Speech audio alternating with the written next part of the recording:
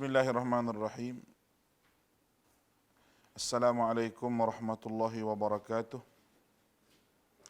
Innal hamdalillah nahmaduhu wa nasta'inuhu wa nastahdihi wa nastaghfiruh wa nu'minu bihi wa natawakkalu alayhi wa na'udzu billahi min shururi anfusina wa sayyiati a'malina. Man yahdihillahu fala mudilla lahu wa man yudlil fala hadiya lahu.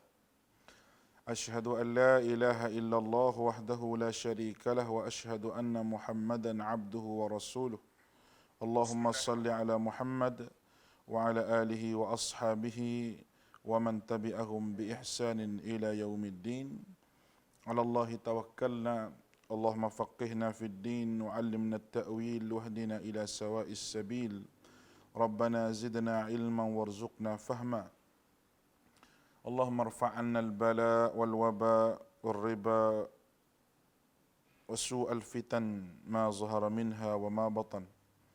Alhamdulillah, bersyukur kehadrat Allah Subhanahu wa taala dengan limpah kurniaan nikmat daripada Allah Azza wa Jalla kita dapat bersama-sama pada pagi ini dan mudah-mudahan Allah Subhanahu wa taala memberkati kita dan Allah Subhanahu wa taala mengurniakan nikmat yang banyak kepada kita. Allah Subhanahu wa taala mengangkat segala bala yang diuji oleh Allah Subhanahu wa taala pada hari ini dan diharapkan pertemuan kita ini dirahmati dan dipayungi rahmat Allah. Baik. Pada hari ini oleh kerana kita telah habis membincangkan berkenaan dengan kitab Hakikat Syaitan secara kesimpulan lah, kerana saya tidak baca selai-selai. Ada benda yang agak sama disebut oleh tuan kitab kita. Jadi saya rasa kita dah habis untuk kita bedah buku berkenaan dengan hakikat syaitan dan tipu daya syaitan itu. Pada pagi ini kita masuk kepada satu perbincangan yang baru yang kita akan habiskan dalam masa 2 minggu ni insya-Allah. Hanya satu tulisan yang agak mudah untuk difahami dan saya rasa perkara ini amat-amatlah penting untuk kita faham, iaitu berkenaan dengan ilmu usul bid'ah dan kaedah untuk mengecam dan mengenal pasti benda-benda bid'ah ini, yang ditulis oleh sahabat saya Ustaz Muhammad Hanif Awang Yahya yang merupakan salah seorang tenaga pengajar Darul Kautsar Kubang Keriang Kelantan dan beliau merupakan murid kepada Maulana Asri. Satu tulisan yang mudah untuk difahami, satu tulisan yang mudah untuk kita tahu berkenaan dengan perkara-perkara bid'ah. Berkenaan dengan perkara-perkara bid'ah. Baik, tulisan berkenaan dengan perkara bid'ah ini amat-amatlah diperlukan oleh kita semua, oleh kerana ramai orang yang tersilap faham perkataan bid'ah hasanah itu sendiri, yang mengatakan bahawa boleh buat benda yang baru, dan ada juga yang mengatakan menuduh sahabat reka benda yang baru, menuduh para sahabat radhiyallahu ta'ala anhum ajma'in reka benda yang baru. Itu satu tuduhan yang dilemparkan oleh masyarakat kepada para sahabat, yang mana sahabat jauh daripada buat perkara yang baru, perkara yang muhdath dalam bab agama ini. Jadi setiap kaedah dalam agama ini ada usul dia. Kalau orang nak mengaji tafsir, dia kena mengaji usul tafsir. Kalau orang nak mengaji fiqh, dia kena mengaji usul fiqh. Orang nak mengaji bab akidah usuluddin. Segala benda tu ada usul. Ada usul dalam agama. Usul sunnah. Bila sebut sunnah, mesti sebut bid'ah. Sebab tu selalu saya ulang bahawa apabila seorang tu sebut la ilaha illallah, bermakna tauhid, dia kena sebut juga Muhammadur Rasulullah. La ilaha illallah makna tauhid, lawan dia bukan corona. lawan dia Muhammadur Rasulullah, iaitu sunnah. Sunnah lawan dia bid'ah. Tauhid lawan dia syirik. Dua perkara. Orang yang mengaji tauhid, dia kena tahu juga apa dia syirik. Dan orang yang mengaji tauhid sudah tentu dia tidak akan syirik kepada Allah, kerana dalam pengajian itu dia akan sebut dua perkara itu. Tauhid, dia akan sebut syirik. Dia akan sebut tauhid, dia akan sebut syirik. Begitu juga orang yang mengaji sunnah. Orang yang mengaji sunnah, dia tidak akan buat benda-benda yang bid'ah. Dia tidak akan buat benda-benda yang bid'ah. Oleh kerana dia itu memahami sunnah Nabi sallallahu alaihi wasallam. Jadi cuba kita faham apa sebenarnya ilmu usul bid'ah. Bagaimana orang mengaji ilmu usul sunnah, kita nak tahu apa dia sebenarnya usul bid'ah itu. Mana kita nak letak sebenarnya? Kita letak mana? Kalau kita tengok di sini, selama 14 hari kita duduk berkurung ni, saya rasa boleh habis kerana dia ada beberapa perbincangan yang kita nak kenal pasti. Yang pertama sekali, kepentingan dan objektif kepada ilmu ini. Yang kedua, yang pertama sekali pendahuluan. Yang kedua, kepentingan. Yang ketiga, iaitu sumber dan hukum usul bid'ah ini. Dan yang keempat, hukum mempelajari ini. Dan yang kelima, karya-karya yang utama dalam ilmu ini.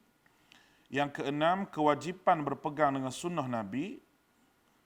Kemudian seterusnya, kita akan, bahagian kedua, kita akan takrifkan apa dia bid'ah. Dan bahagian kedua, yang pertama, kita akan sebut bid'ah daripada sudut bahasa. Yang kedua, akan sebut bid'ah dari sudut istilah. Yang ketiga, mengapa kita pilih pendekatan yang kedua. Bid'ah segi bahasa, bid'ah dari sudut istilah. Kenapa kita pilih istilah?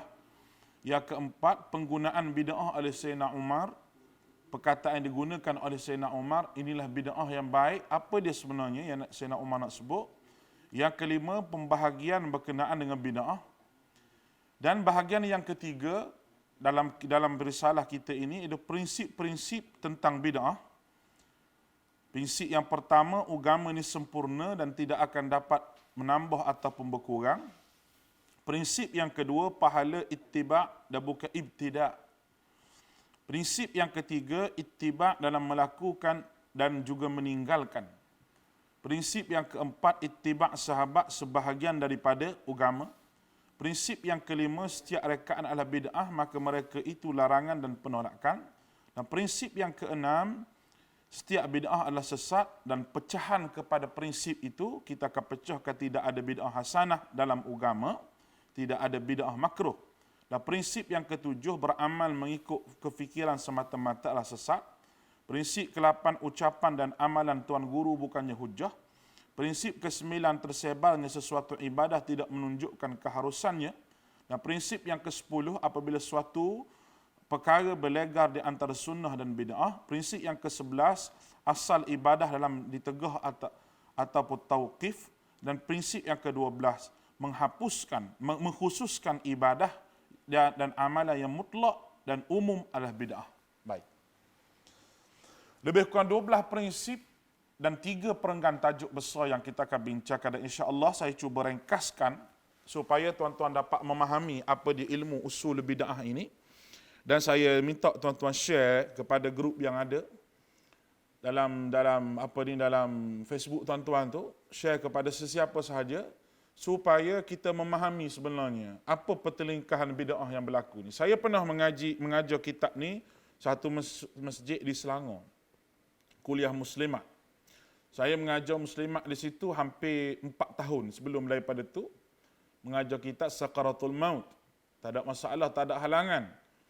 Bila kita nak buka kitab usul bid'ah ini, mengajar tak ada 3 hari. Tak, mengajar tak ada 3 hari, lalu diberhentikan. Muslimat asalnya mereka mahu lagi, mereka nak lagi, sebab tu mereka ada kelas-kelas mereka di rumah-rumah yang mana kita duk panggil saya masih lagi, tapi buat di masjid tu taklah. Mereka ada lagi orang panggil nak mengaji tu, perasaan nak mengaji tu ada. Cuma apabila pemerintah mereka tu sendiri telah pun mengeluarkan arahan bahawa nama-nama kita ni tidak dibenarkan mengajar, bukan sebab kita sesak. Ya, bukan. Kerana kita beritahu benda yang betul mengikut sunnah Nabi SAW. Baik. Sebagai pendahuluannya, kita tengok sikit. Persoalan bid'ah merupakan permasalahan yang menjadi konflik dan polemik dalam masyarakat Islam pada hari ini. Antara puncanya ialah kekaburan tentang perkara-perkara asas yang berkaitan dengan ta'rif, hakikat dan pembahagian serta kayu ukur. Dia kata dalam menentukan bid'ah dan sebaliknya. Begitu juga masyarakat yang kurang memahami dan peka akibat buruk yang wujud kerana berluasanya perkara-perkara bid'ah. Dan golongan berilmu masih lagi tidak menemui titik persepakatan dalam menyelesaikan persoalan ini, menyebabkan masyarakat terus berada dalam kebingungan serta serba salah dan melakukan sesuatu perkara. Malah, yang paling buruk kata dia, ialah banyak sunnah Nabi SAW, banyak sunnah Rasulullah SAW ditinggalkan dan diabaikan. Dalam menghadapi situasi yang begini rumit, merujuk kembali kepada petunjuk Al-Quran dan Sunnah adalah satu pilihan yang ada. Dengan cara ini, kita akan mendapati segala-galanya akan terjawab dengan syarat keinsafan dan keazaman untuk mencari kebenaran tertanam dalam jiwa pengkaji-pengkaji persoalan berkenaan dengan bid'ah ini. Firman Allah Ta'ala, ya ayyuhalladzina amanu ati'u Allah wa ati'ur rasul wa ulil amri minkum fa in tanaza'tum fi syai'in faruddu ila Allah war rasul in kuntum tu'minuna billahi wal yawmil akhir dzalika khairun wa ahsanu ta'wila. Surah An-Nisa ayat 59. Wahai orang-orang yang beriman, taatilah Allah dan taati Rasul dan pemimpin-pemimpin daripada kalangan kamu. Dan jika kamu berselisih dalam suatu perkara, maka hendaklah kamu kembalikannya kepada Allah dan Rasulnya. Jika kamu benar-benar beriman dengan Allah dan beriman dengan hari akhirat. Yang demikian itu lebih utama dan lebih baik akibatnya.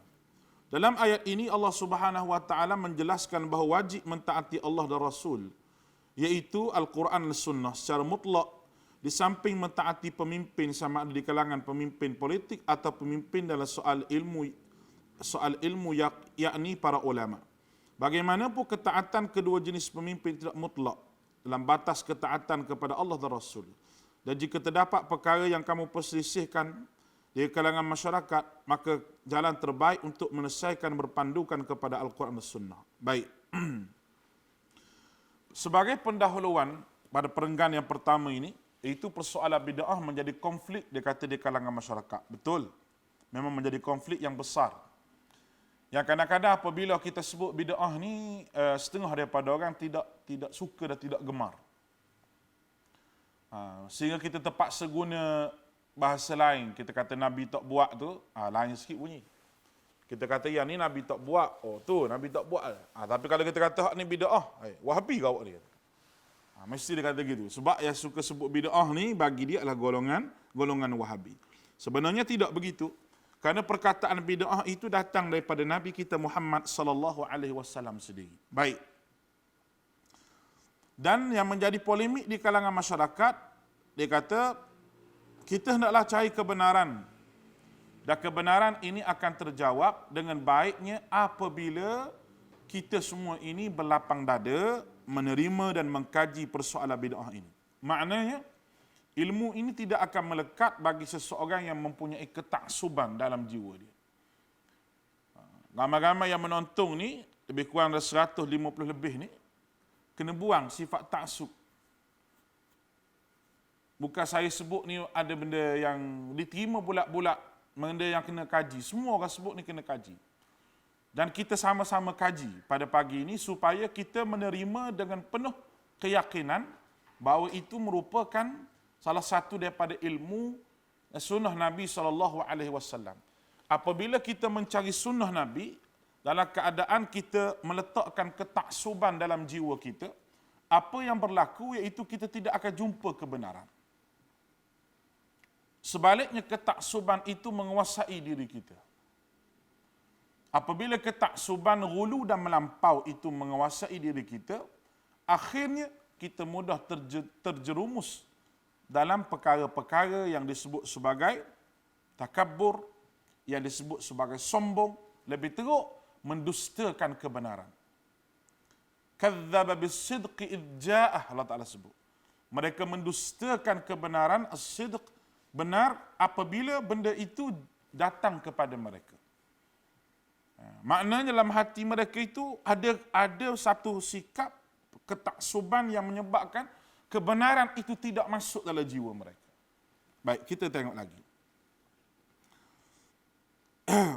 Dan dalam ayat yang kita baca An-Nisa ayat 59 tadi, fa in tanaza'tum fi syai'in, apabila bertelingkah di satu-satu benda, fa in tanaza'tum fi syai'in faruddu ila Allah war Rasul, kembali kepada Allah dan Rasul.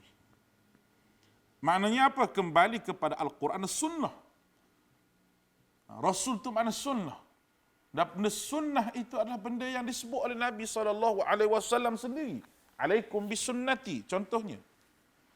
Jadi, kenapa kita tidak mahu mendengar perkataan sunnah itu sendiri? Ini benda yang teruk, benda yang sama-sama kita kena, orang panggil, kena nilai dan kena kaji dengan betul. Baik. Oleh itu, insya-Allah persoalan berkenaan dengan bid'ah dapat diselesaikan jika kita dapat merujuk kepada dua peninggalan Nabi SAW yang menjadi kayu ukur kepada kita. Iaitu Al-Quran dan Sunnah. Dengan dua kayu ukur ini kita tidak tersasar dan jauh. Kita tidak tersasar daripada sunnah Nabi SAW, lalu menyebabkan kita ini tidak terjumus dalam kesesatan ataupun disebut sebagai bid'ah. Baik. Itu pendahuluan. Kita masuk kepada kepentingan dan objektif ilmu usul bid'ah ini. Apa dia sebenarnya objektif yang kita nak ambil daripada ilmu ini? Kadang-kadang orang yang kata sunnah sendiri pun dia tak faham bid'ah itu apa dia. Sehingga boleh bertukar di antara bid'ah dan khilaf.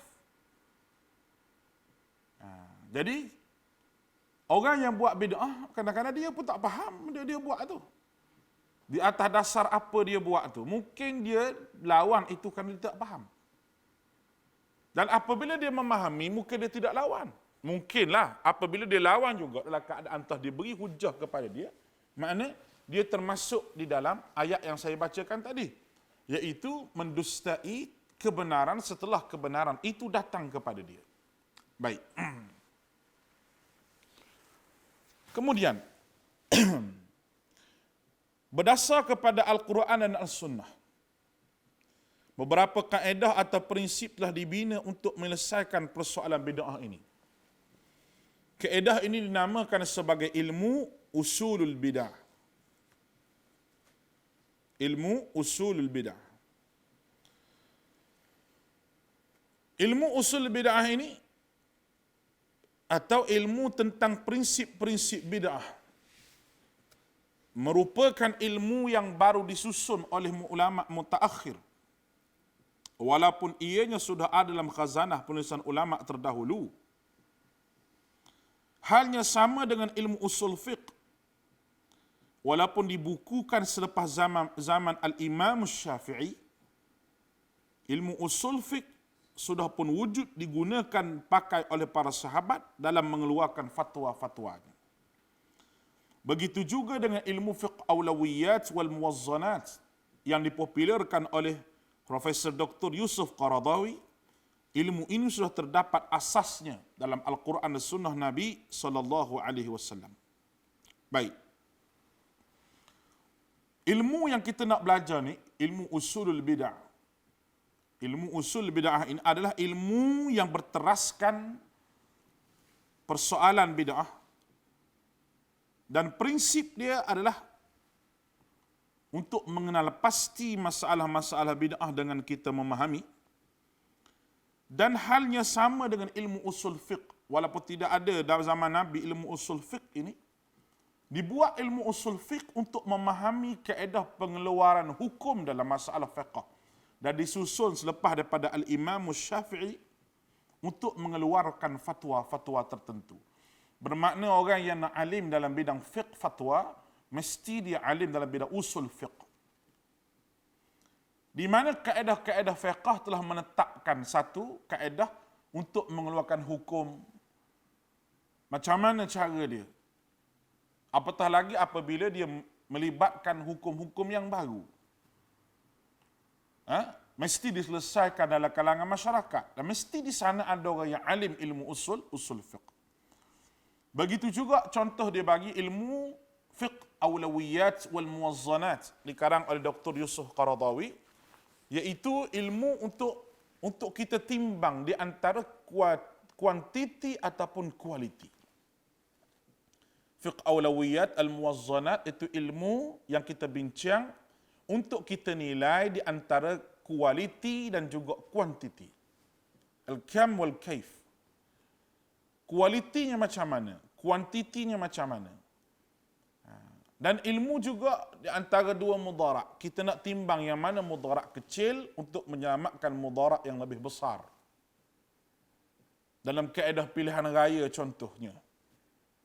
Ianya tidak ada pada zaman Nabi SAW. Mudarat pada pilihan raya ni ada.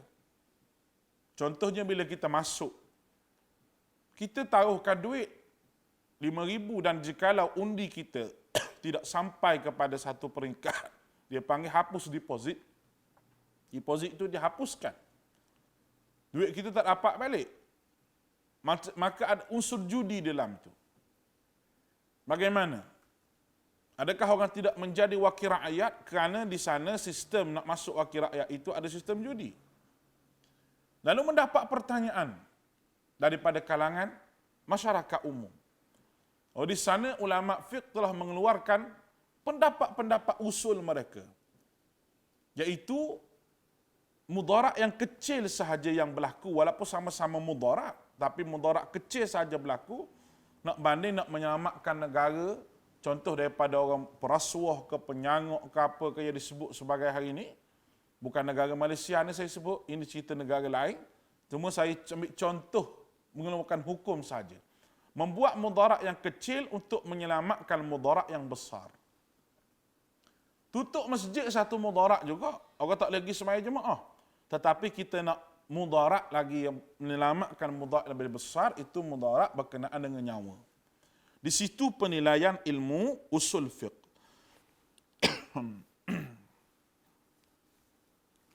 Baik, sekarang ni kita nak bincang ilmu usul bid'ah. Begitu juga ilmu fiqh alawiyat, dan telah terdapat asas dalam Al-Quran dan Sunnah Nabi SAW. Baik. Penulisan ini bertujuan untuk menjelaskan prinsip-prinsip atau kaedah-kaedah yang diguna pakai oleh para ulama untuk menilai dan mengukur sesuatu amalan itu bid'ah atau masih dikira sunnah. Dengan ini, ilmu usul bid'ah ini didefinisikan sebagai ilmu yang membincangkan himpunan dan kaedah yang membezakan amalan bid'ah dan bukan bid'ah, serta amalan yang menyerupainya. Gunanya ilmu ini ialah untuk menegakkan sunnah yang hanya terlaksana apabila bid'ah dapat dihindari dan diberi peringatan. Kepada ahli hukum, di samping ilmu usul fiqh dan ilmu al-qawaid fiqhiyah, ilmu ini memandu untuk menentukan dengan jelas kedudukan suatu amalan yang timbul dalam masyarakat. Begitu juga ilmu ini amat penting kepada ahli masyarakat dalam mendakwah mereka melaksanakan hukum Islam. Dengan menguasai ilmu ini, masyarakat berupaya menjalani kehidupan yang benar-benar berlandaskan wahyu sunnah Rasulullah sallallahu alaihi wasallam, sesungguhnya mendapat keberkatan daripada Allah. Firman Allah Taala, "Walau anna ahlul qura amanu wattaqaw lafatahna 'alaihim barakatim minas samawati wal ard." Surah Al-A'raf ayat 96. Jikalau sekiranya penduduk negeri itu beriman dan bertakwa, pastilah kami akan melimpahkan kepada mereka keberkatan daripada langit dan bumi. Keimanan dan ketakwaan hanya akan sempurna bila adanya ketaatan kepada Allah dan Rasul dengan mengikut sunnah dan menjauhi bid'ah. Selain itu, dengan memahami ilmu ini dengan jelas, masyarakat akan tetap terus berada dalam petunjuk dan hidayah, serta berpegang teguh dengan tali Allah yang sangat kukuh. Dengan itu tidak ada lagi perpecahan dan perselisihan pendapat. Maka Allah Ta'ala berfirman, wa'tasimu bihablillahi jami'an wa la tafarraqu. Telah kamu sekalian berpegang teguh dengan tali Allah dan jangan kamu berpecah belah. Ali Imran ayat 103. Baik. Sekarang ni tujuan dia adalah untuk kita kenal amalan-amalan yang kita lakukan seharian ini adakah benar-benar menepati garis panduan yang disebut oleh Nabi kita Muhammad sallallahu alaihi wasallam ataupun tidak. Maka saya katakan bahawa ilmu ini sangatlah penting untuk kita ambil, dan apabila kita menguasai ilmu ini, kita bolehlah menyebut bahawa apa yang diamalkan itu betul ataupun tidak, menepati sunnah ataupun tidak. Bismillah.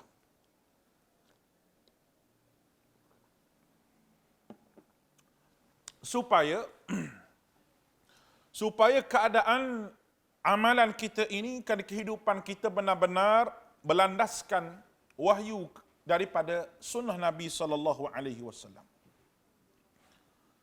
Kerana syarat untuk diberkati Allah, walau anna ahlal qura amanu wattaqaw, dan sekiranya penduduk satu negeri itu amanu, beriman dan bertakwa.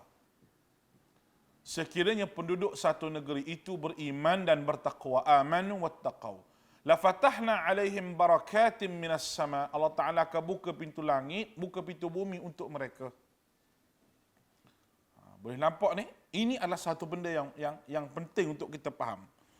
Keimanan dan ketakwaan yang sempurna dan ketaatan kepada Allah Subhanahu wa Ta'ala, dia lahir daripada mengamalkan syariat agama ini dan tidak buat benda, tidak melakukan perkara-perkara bid'ah.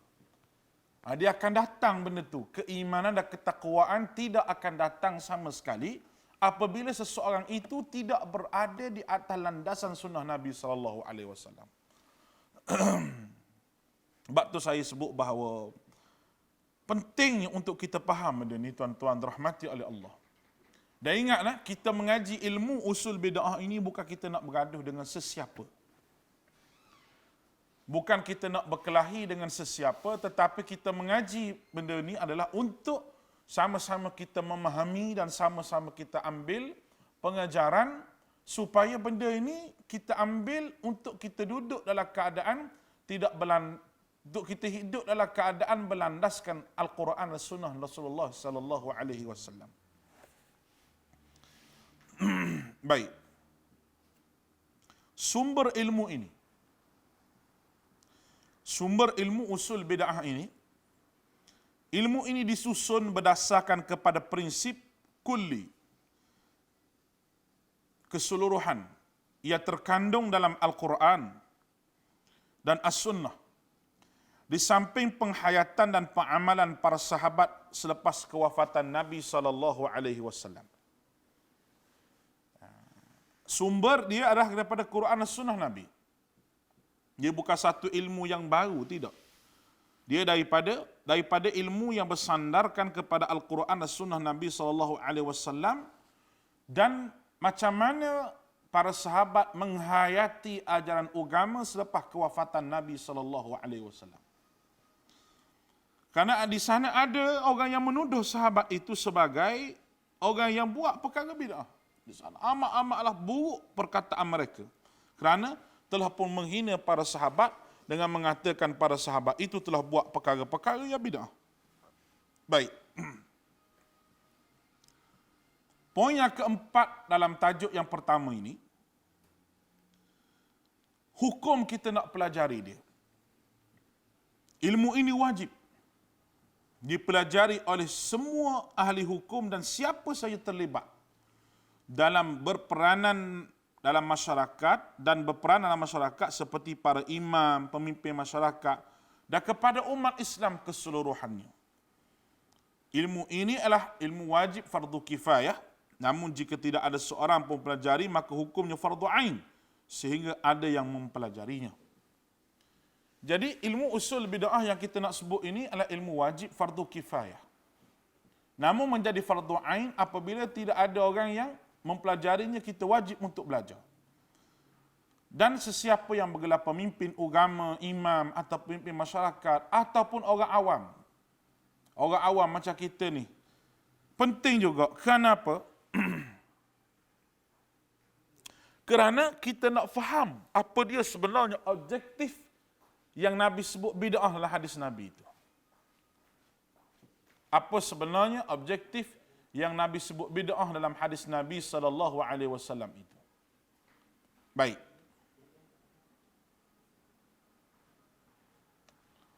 Sekarang kita tengok karya-karya utama dari ilmu ini. Apa rujukan dia? Orang yang pertama memperincikan perbahasan tentang prinsip-prinsip bid'ah ini adalah Al-Imam Syatibi. Dan beliau menulis kitab, dua buah kitab. Al-I'tisam dan juga Al-Muwafaqat. Kitab Al-I'tisam merupakan rujukan asasi bagi pengkaji-pengkaji untuk mengetahui persoalan bid'ah yang berlaku dalam masyarakat. Penulisan yang lain ilmu usul fiqh wal bid'ah ad-dirasah takmilah al-muhimmah fil ilmi al-usul fiqh karangan Hasan Ali Al-Athari. Dan ilmu usul dan juga usul fiqh al-bid'ah was sunan tulisan Muhammad Ahmad Al-A'dawi yang merupakan ringkasan kepada Kitabul I'tisam. Kitab ini menghimpunkan 11 kaedah-kaedah tentang bid'ah. Dan ilmu usul sunnah fi raddi al-bid'ah karangan Muhammad Tahir. Beliau telah mengemukakan 20 kaedah untuk mengenal pasti bid'ah. Itu di antara rujukan-rujukan yang kita buat dalam ketah kerja kita ini. Itu di antara rujukan-rujukan yang kita buat dalam ketah kerja kita ini. Dan supaya kita memahami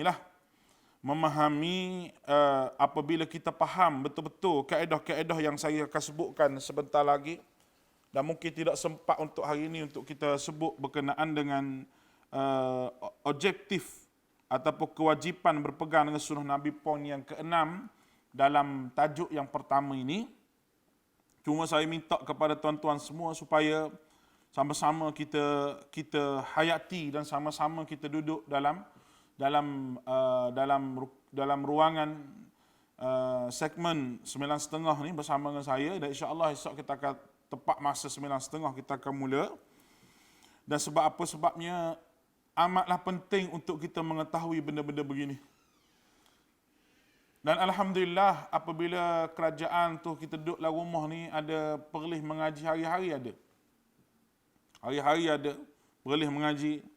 Dan masa dia bersama dengan saya sampai 14 hari bulan, 2 minggu ni, insya-Allah habis kitab ni 2 minggu. Habis risalah ini. Selama 2 minggu.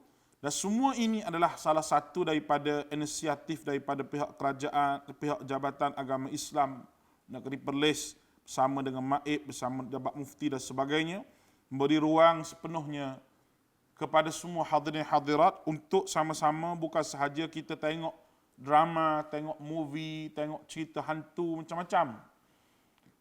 Kebetulan kerajaan bagi gig pula 1 gig cuma sehari. Lebih baiklah kita ada ruang untuk kita mengaji pagi-pagi. Pagi-pagi ini kita ambil peluang untuk kita mengaji. Start daripada subuh tadi, kemudian kita tadarus Al-Quran, kemudian masuk mengaji sekejap. Kemudian malam lepas maghrib masuk mengaji. Hak lain itu kita nak buat apa bolehlah kita buat. Dalam rangka kita duduk dalam rumah ini. Dan saya sebut sekali lagi, apabila kita sebut berkenaan dengan bid'ah ni, ramai orang yang marah. Ramai orang tak setuju. Kita pun tak tahu. Tak setuju sebab apa. Tetapi kita mengajar ini adalah salah satu daripada benda yang disuruh oleh Nabi kita Muhammad sallallahu alaihi wasallam. Sebab Nabi sebut pada sahabat tu, Nabi cukup marah perkara yang muhdas. Marah Nabi. Man ahdasa fi amrina hadha ma laysa minhu fahuwa radd. Siapa yang buat benda baru dalam perkara ini, maka dia tertolak. Dia tidak betul sama sekali. Dan Nabi cukup marah, man kadhiba alayya muta'ammidan, mana yang mendustai aku, maka dia tu dia telah menempah kerusi dan neraka, maka itu semua ancaman Nabi kepada kita. Dan kadang-kadang kita tak berasa takut dengan ancaman Nabi SAW kepada kita ini. Sedangkan itulah ancaman yang berat daripada Rasulullah SAW. Manusia ni kadang-kadang apabila datang sahaja ujian, baru dia ingat pada Allah. Tetapi sebaliknya apabila dia hidup dalam keadaan yang selamat, dia lupa pada Allah. Bagaimana Allah Ta'ala sebut dalam surah Yunus, وَإِذَا مَسَّ الْإِنسَانِ ضُرٌّ دَعَا. Apabila manusia itu aku sentuh dengan kesusahan, maka mereka minta dengan Allah. Siang malam. Siang malam dia minta dengan Allah. Diri pun dia minta, duduk pun. Falamma kashafna anhu dhurrahu. Apabila Allah Ta'ala bagi kepada semua apa yang dia nak, dia lupa seolah-olah dia tak pernah minta dengan Allah Subhanahu Wa Ta'ala. Itulah manusia yang ada pada hari ini. Oleh itu sama-sama kita hayati, insya-Allah. Kita akan jumpa esok, kita akan bincang berkenaan dengan poin yang keenam dalam rangka yang pertama, itu kewajipan berpegang dengan sunnah Rasulullah sallallahu alaihi wasallam. Sekadar itulah untuk hari ini, insya-Allah kita bertemu lagi esok pukul 9.30 pengkajian kita berkenaan dengan ilmu usul bid'ah ini. Aku qauli hadza astaghfirullah wa ufawwidu amri ila Allah. Innallaha basirun bil ibad. Assalamualaikum warahmatullahi wabarakatuh.